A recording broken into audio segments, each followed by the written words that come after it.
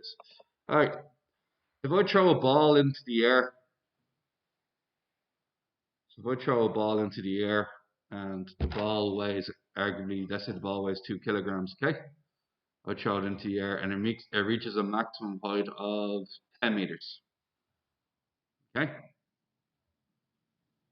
So, what happens is kinetic energy, which is moving energy, gets turned into potential energy, which is basic gravitational energy. Okay? Now, the formula for potential energy is mgh. It's measured in joules. So, if you get that your 2 kilogram particle is up here, and it's no longer moving upwards, it's at its maximum height, yeah? So, its potential energy is 2 for its mass, gravity being 9.8, and h being 10. What's it? 98 multiplied by 2 is 196. That's 196 joules. Is that okay? I want to find out how fast I threw up the ball to reach that height. You could do it by UVAST, but you could also do it by applying the conservation of energy, where all the kinetic energy has turned into potential energy. Does that make sense? So, all the kinetic energy has turned into potential energy, okay? So, what's happening here is, what's happening here is the kinetic energy formula is a half mv squared, and it will equal the potential energy, which is 196 joules. There we go with that. Then the kinetic energy is going to be a half 2 times v squared. Is the square root of 196 14? Just out of interest. Is it? Alright. This means you threw up the ball at 14 to get it to that height and back down again. Okay? Now, this can also apply to projectiles. Okay? So, in the case of a projectile, what we could say here, once again, I didn't put a conservation of energy question on the Christmas exam, just to let you know, but it's nice to get a bit of background in early. So, what happens when I throw the ball with initial speed, or throw an object with initial speed? Kinetic energy is at a maximum here. You got it? What happens after this point? Gravity starts reducing its speed. And it also gains height, doesn't it? Because it gains height, it means that because it gains height, it loses its speed. Now, usually what happens is there's no special hitting the plane vertically or anything like that here, is there? No, there's nothing special, right? So what'll happen is it'll travel up and it will hit here. Okay? So for argument's sake, I'm going to make this really easy. I'm only going to give you the velocity or the magnitude. I'm not going to give you each individual direction. Imagine I start off at 20 meters per second. And imagine it hits the ground at, I don't know, 10 meters per second. Everybody understanding so far? We threw it up at 20. It lost some of its speed and it hit at 20. Okay.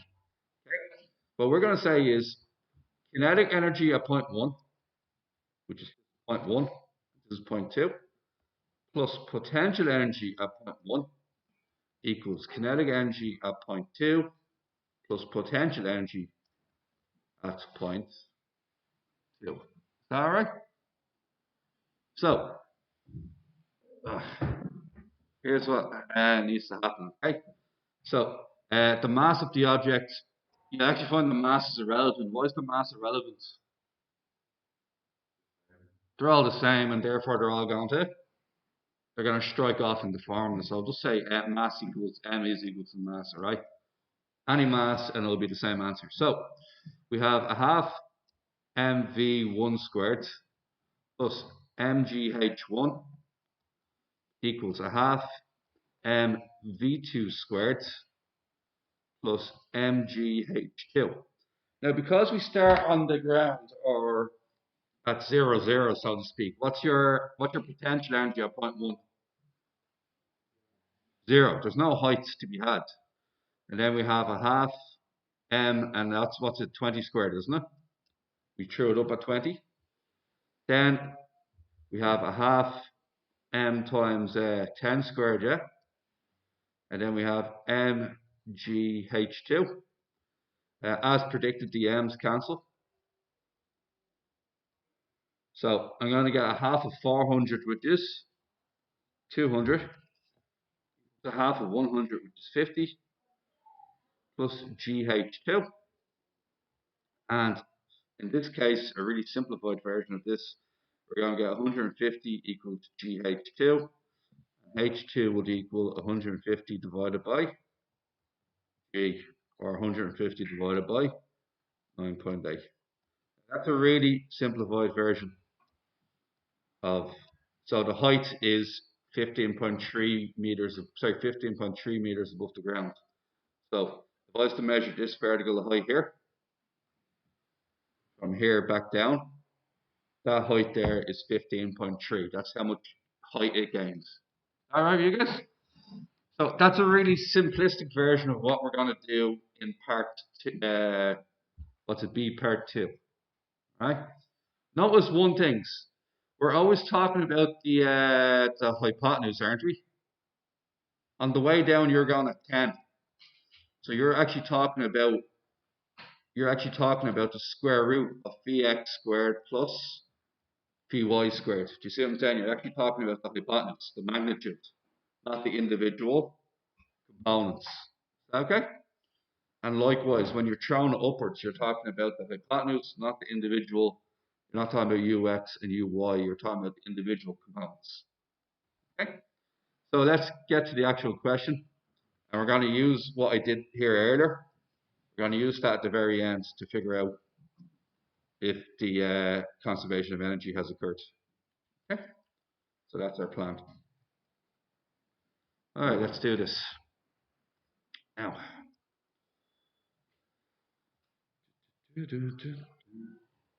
All right. So, particles projected from point P up an inclined plane with speed fg root 2 and an angle tan inverse 1/3 to the inclined plane. All right. The angle to the plane is theta. And then we know that the thrown angle tan alpha is 1/3. So what does that mean about cos alpha and sin alpha?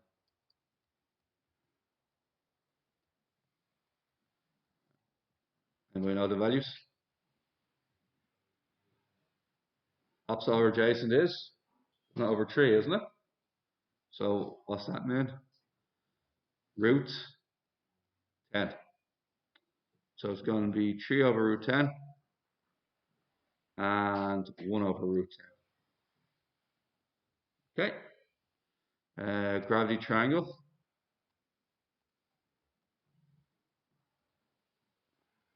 So what we have, g cos theta and g sin theta.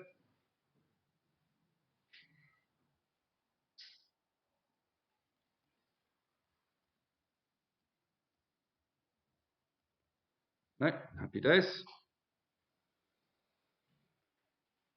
Oh no, I'm wrong.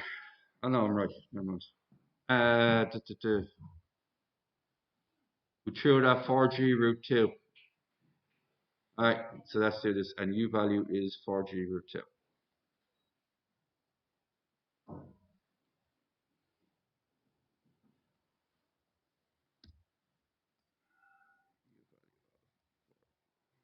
Yeah.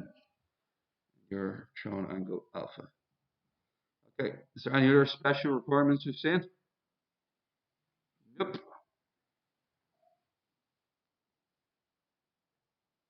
Find two possible values of theta.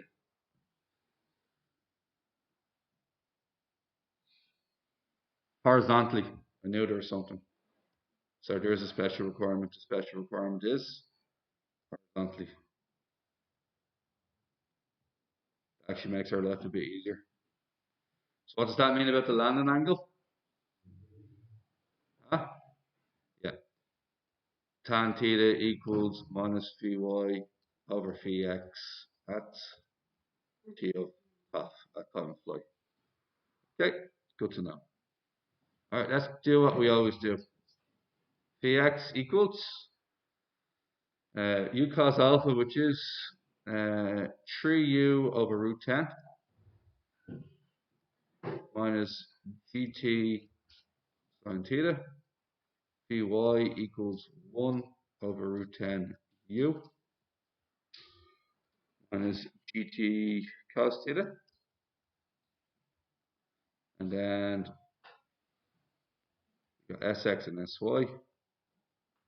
So sx equals 3ut over root 10 minus a half gt squared sine theta. Sy, anybody? Thanks. 1ut over 10 minus a half gt squared cos theta. Alright, so 4 equations there. I'm going to use them. Okay, let's box them up here. Don't need this anymore. Now, next thing. Sy equals 0. So we're going to get ut over root 10. We're going to move this over the other side. So we get a half gt squared cos theta. The t's, do what you always do. The t's. Bring it up to you get 2 root 2 over 10. What else is on the bottom? What else? What about the g and the cos theta?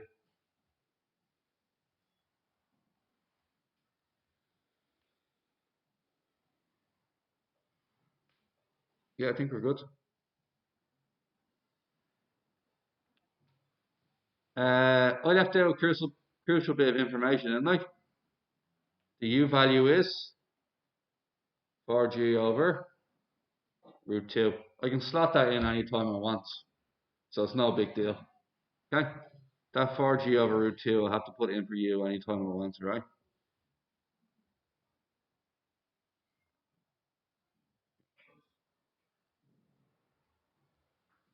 I'll put it in later on.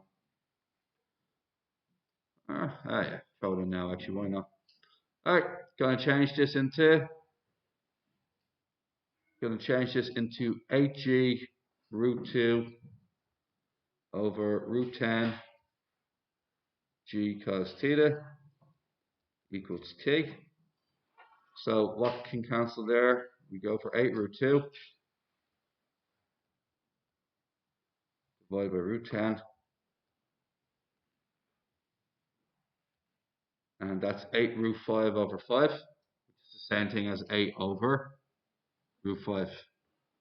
So 8 root 5 over 5 is the same thing as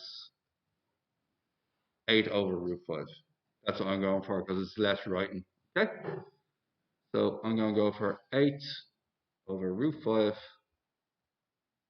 cos theta equals t. Yeah. The g is cancelled. Is that it, is it? I think we're good. Now, I'm going to put this into Phi and Phi x. Okay? Now, Phi and Phi x is important, so let's go for Phi x. Phi x equals 3 over root 10. I might as well put in the, what's it called? It was u, wasn't it? But u is 4g root 2. And then minus gt sine theta. Minus g t sine theta, so g times root 5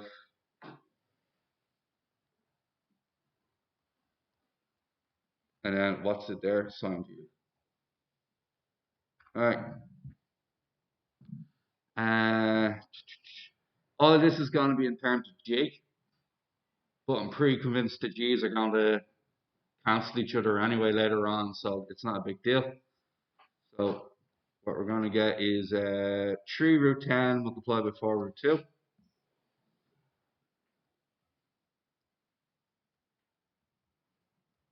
Multiplied by 4 root 2.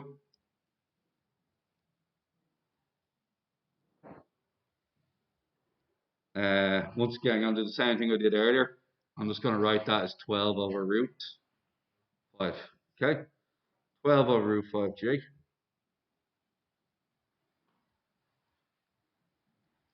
Minus sine theta over cos theta is tan theta. So it's going to be minus 8g over root 5 tan theta. The advantage of doing that was they now have the same common denominator. So I can write it as g into 12 minus 8 tan theta all over root 5. Right, pretty happy with that. Next thing I'm going to do is Vy. And with Vy, it's 1 over root 10 u. 1 over root 10 times 4g over root 2.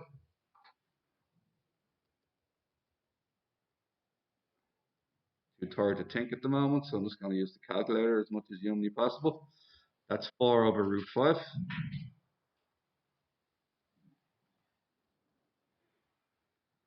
And then it's minus gt cos theta. gt cos theta for this one. That's 8 over root 5 theta. Cos theta's cancel. I'm going to get minus 8g over root 5. This is great because Vy has to be undisputedly negative every time.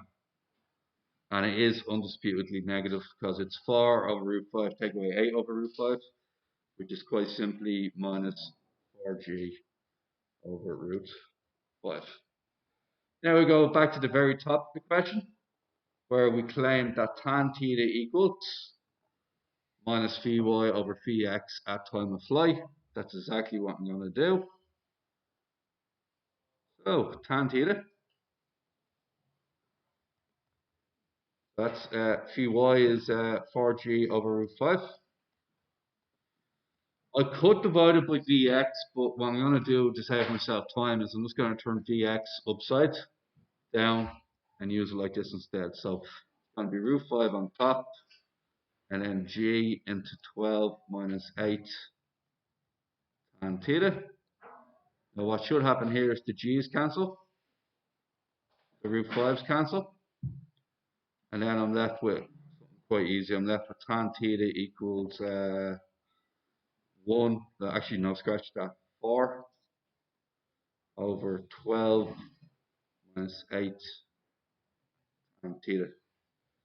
Cross multiply, make a quadratic out of it, and solve the two values of tan. That fits the description of the question. The description of the question wanted two values of tan, and I'm about to give them two values of tan. Two values of theta, and I'm going to find that out now. Alright, let's keep going. So, we're going to get 12 tan theta minus 8 tan squared theta equals 4. Move it all over one side. 8 tan squared theta minus 12 tan theta plus 4, 0. Divide by 4. 2 tan squared theta 3 tan theta plus 1 equals 0. Now you're going to get 2 tan theta minus 1, then tan theta minus 1 as well. So when you solve this out, you'll either get tan theta equals 1 in which case theta equals, anybody? Yeah, tan inverse 1, you get 45. And then we also get tan theta equals, for this one, it's going to be a half, tan inverse a half,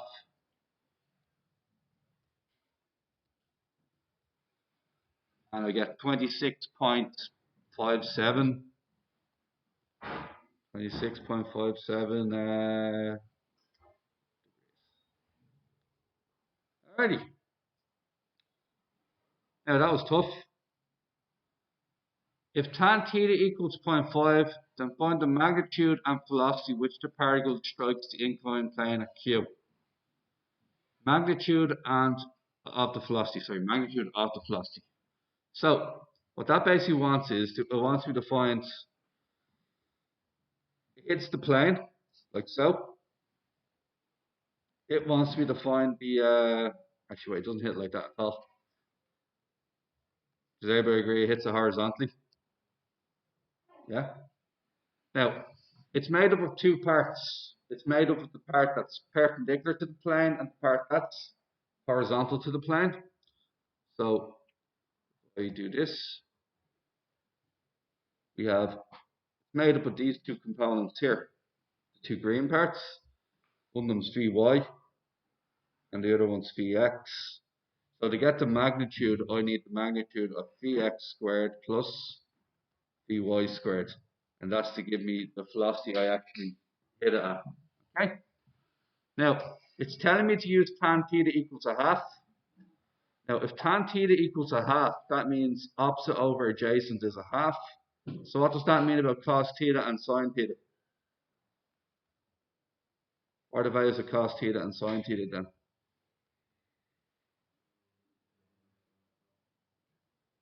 Huh? 2 over root 5, because it's going to be root 5, and 1 over root 5. Alright. I'm now ready to work with Vx and Vy now. I can get rid of all this nonsense here. Now the good news is I don't need to work with Vy, because Vy is already dead set. Vy is only this answer here. Vy is set in stone. But Vx isn't. Vx is up for debate. Ah, that's annoying. I didn't actually need tan theta and cos theta and sine theta because I already had it in terms of tan theta. So replace tan theta with a half. 8 times a half. For 12 take away 4. So Vx will be 8g over 5. So it's 8. So essentially it's hitting it at the velocity v is going to be, what's it, Vx squared plus Vy squared. Okay. And that is going to be it's going to be 8g over root 5 squared plus 4g minus 4g over root 5 squared. Once again, time in the morning, I'm not willing to do that in my head.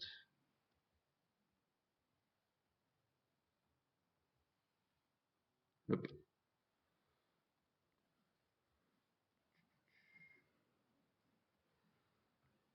So I'm ignoring the presence of the g's. What's going to happen to the g's anyway? And we tell me. It's going to be the square root of g squared, isn't it? And the g's just going to pop out as a g. Oh, that's handy. I'll take that. E equals 4g. Now, let's go back to our. I need the range. Yep, I need the range. So this gets a bit more fun now, which is bad. Determine that the total energy of P is equal to the total energy at Q. So total energy of P equals total energy at Q. Everybody cool with that? Here's the deal. What we said is, if we set out the conservation of energy formula,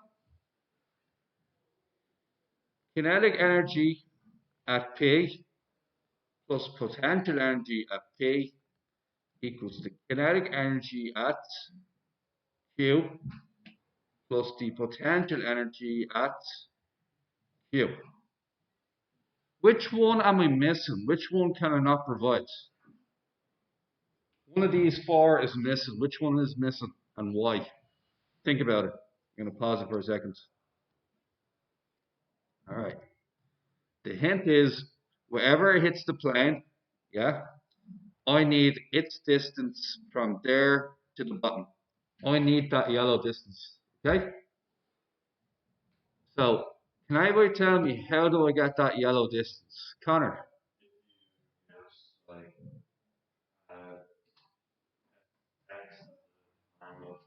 Range. Thank you, Connor. Connor's going to get the range, which is the hypotenuse of that triangle. We're going to get the purple length. You see the purple length? We're going to get that by getting the range. Okay? Once we get the range, we're again going to enter it into a right angle triangle. And the right angle triangle will be like this. We know the value of theta, don't we? We know that tan theta is a half. If this is the range and that's the height, it means that sine theta equals height divided by range. And essentially, height equals r sine theta. Get the range, you find the height. If you find the height, you can put that into the PE formula. You can verify that both energies are the same. All right, let's have a quick look at this, all right? We'll start off with what we know. Let's get some points on the board. A half m, and what's v1 squared? What's the starting off velocity? 4g over root 2 squared. We know you start off at 0, 0, so we know that's 0. We then know that it's a half m. Does this one have to be bigger or smaller? Does kinetic energy at Q have to be bigger or smaller than kinetic energy at P? It has to be smaller because gravity took away some of your speed.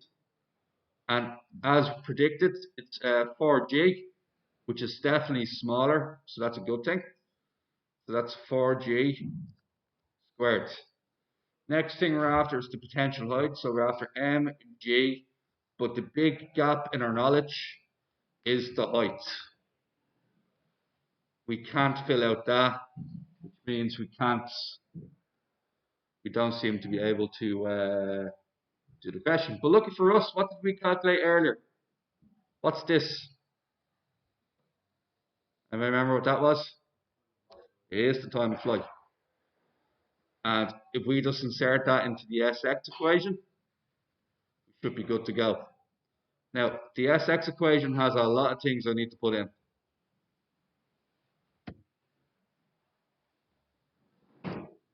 So, SX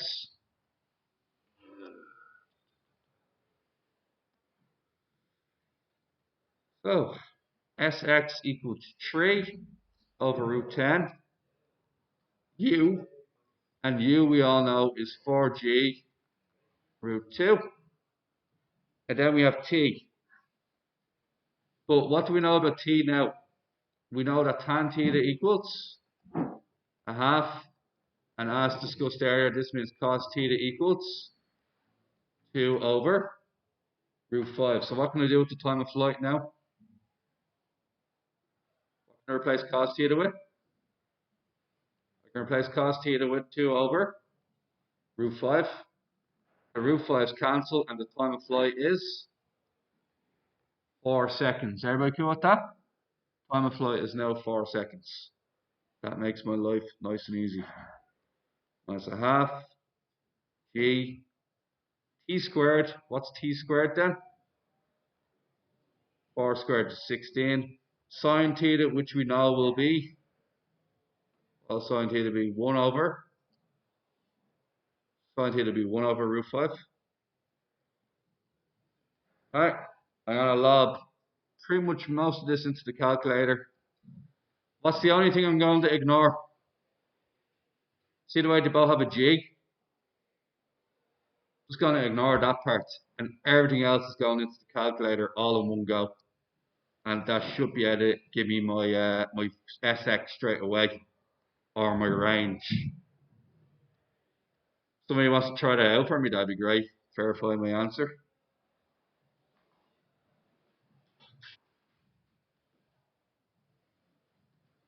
Go over root 10, 4 root 2 times 4 minus 0.5 times 4 squared 1 over 5.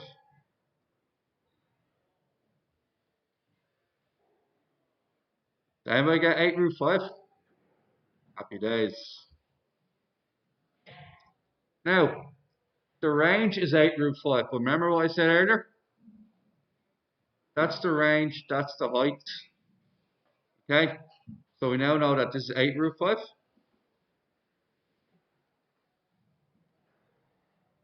And we know that sine theta equals h divided by 8 root 5. So therefore h equals 8 root 5 sine theta.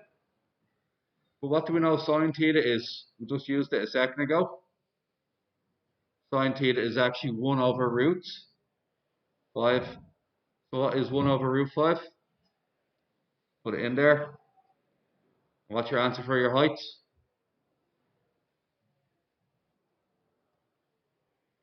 Your height is going to be 8 over 5.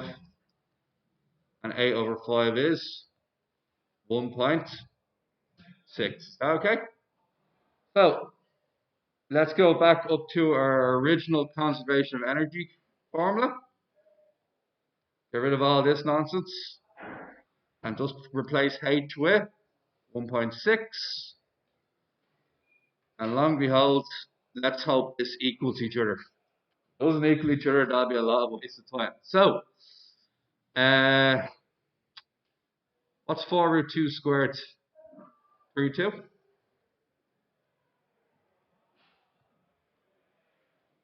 32. A half of 32?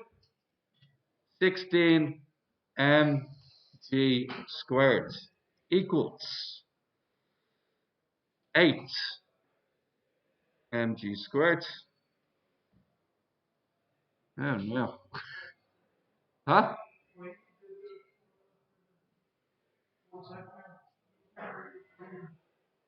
Which one did I not bring with me? You can close that for a sec. Brain's gone.